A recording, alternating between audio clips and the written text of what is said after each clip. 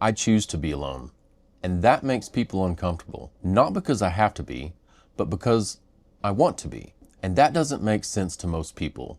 Because I'm the last person you'd expect. I'll talk to anyone, anywhere. I don't meet strangers, and then I disappear into a motorhome and go entire days without saying a word to anyone. And I love it. My uncle told me once he thought it was odd that I enjoy being alone. And he's not the only one, because here's the thing about me. I never meet a stranger. I walk into a room and I talk to people.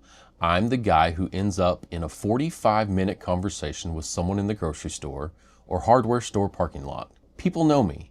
I know people. And if they don't, I bet your bottom dollar they'll know me before the day is done. And yet, I live here in this motorhome. I drive to new places.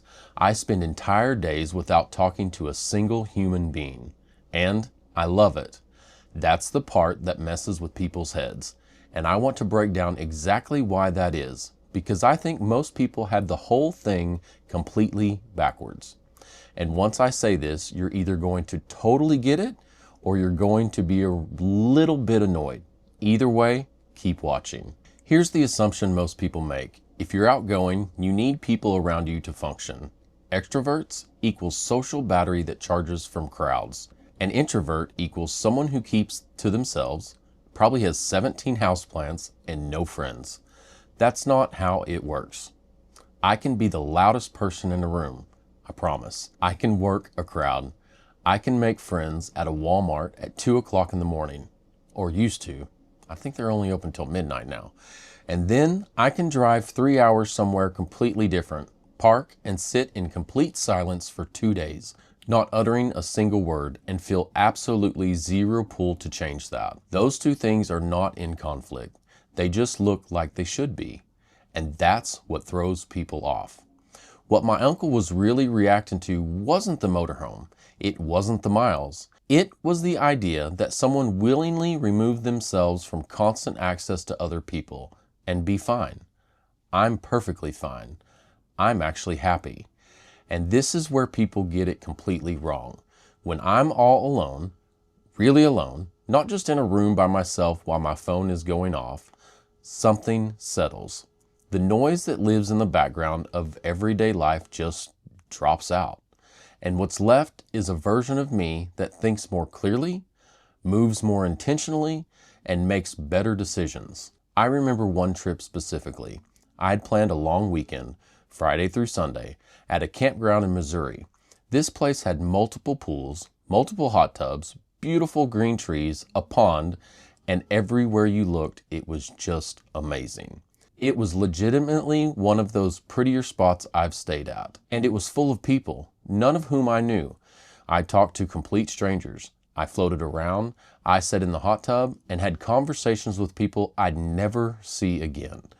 And in between all of that, I just existed. No agenda, nobody needing anything from me.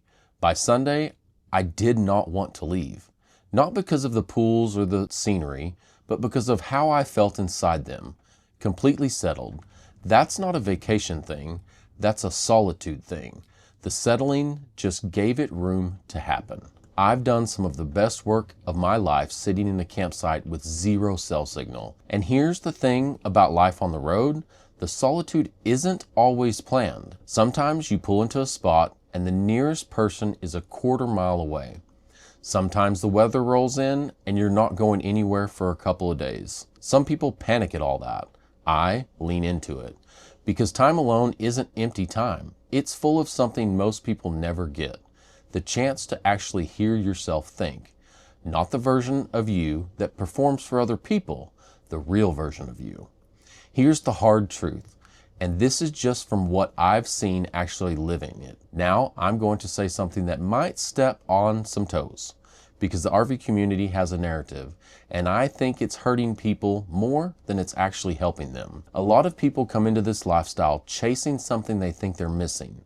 Sometimes that's freedom. Sometimes it's adventure. And sometimes, if we're being brutally honest, it's just not wanting to be alone.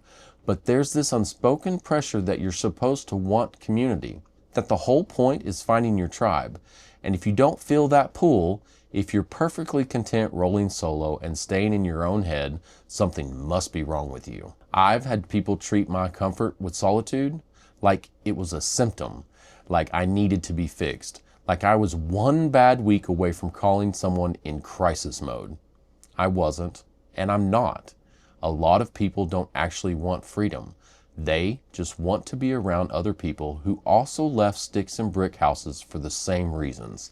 And that's a very different thing. Solitude isn't loneliness. And if you can't tell the difference, you probably never actually experienced either one clearly. And I'm curious where you land on this.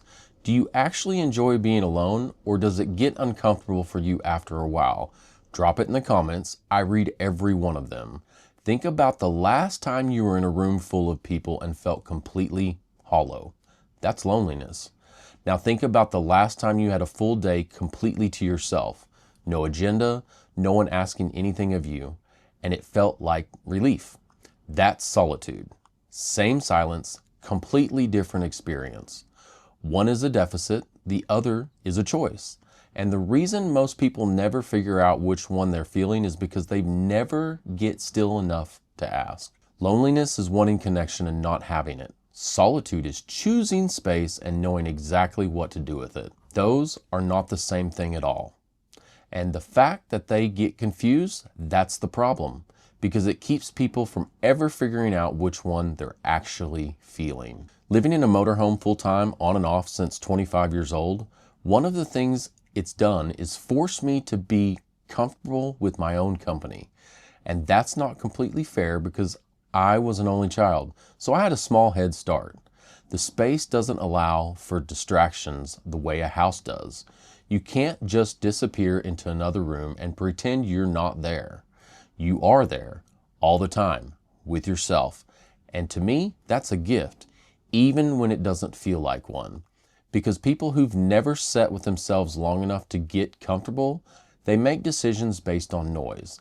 They move fast because slowing down scares them. They fill the space because silence feels like something that needs to be fixed. I'm not better than those people. I've pushed myself into something that a lot of people actually avoid, and it changed the way I operate. When you know how to be alone without falling apart, you get to choose your company differently. You stop needing people to fill gaps. You start wanting people because you actually want them, not because you're afraid of what's left when they're gone. That's a different kind of relationship with other people and with yourself. Real quick, if you want to see what this life is actually like behind the camera, there's a membership link below. Behind the scenes, unfiltered, the stuff that doesn't make the final cut. Totally optional, but it's there if you want it. And now I want to know something. When was the last time you actually were alone, with no distractions, no noise, just you? Most people can't even remember. If you can remember, tell me what that felt like in the comments. And if you can't, that probably says something too. My uncle wasn't wrong to be confused. Most people are. The idea that an outgoing person could choose solitude and thrive in it, it doesn't fit the story we've been told about what it means to be social.